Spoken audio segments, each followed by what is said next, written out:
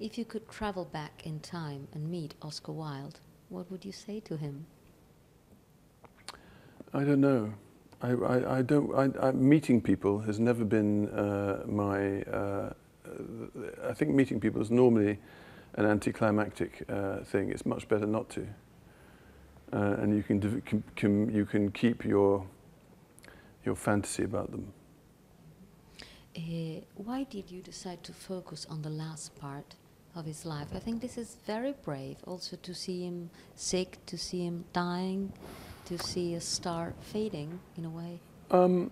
Well, I think I see him in a way as a kind of Christ figure.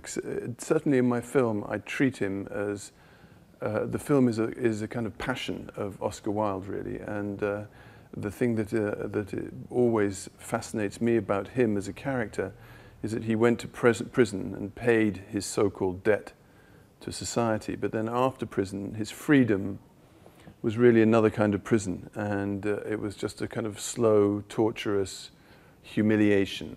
And I think death is the most fascinating thing. I don't understand why people always avoid stories about death. I think death is riveting. Mm-hmm. Do you think that being famous can be dangerous for celebrities? I think it was very dangerous for him, and that's another thing that's very interesting about him, because he was almost the prototype celebrity. He was famous for being famous, really, apart from anything else, apart from his work. And his fame gave him a distorted view of the world. I think he thought the whole world was part of his own private kingdom. And so that vanity and that pride and that egocentricity was what destroyed him, really. So I think it's a very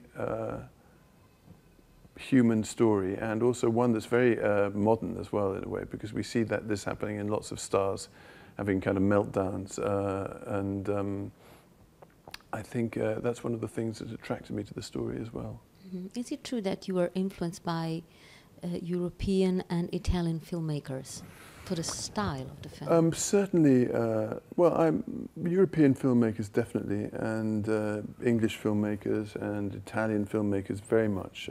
When I was a child at school, one of the first films that really shook me, I suppose, was watching Franco Zeffirelli's Romeo and Juliet. And then we were a Catholic school, so we had then Brother Sun, Sister Moon. And then we had, and then I went on from there. I discovered Visconti and De Sica and Sergio Leone. And that kind of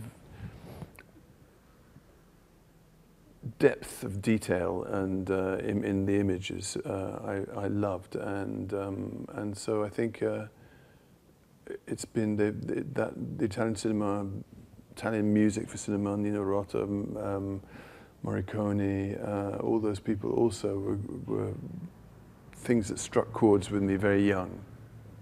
What is the best thing about getting mature, more mature? I wouldn't say older, of course, but you know, time passing by. Well, I think it's very nice getting older. I'd hate to be young now, and I think getting older in show business, for example, is nice because you know people for a long time. Lots of people you've worked with over and over again. Going on a film set is no longer a neurotic experience. It's a pleasurable one, actually. It's more fun when you don't have to worry about trying to be, I don't know, the sexiest person on the film set or anything like that. That's so I think getting older is nice.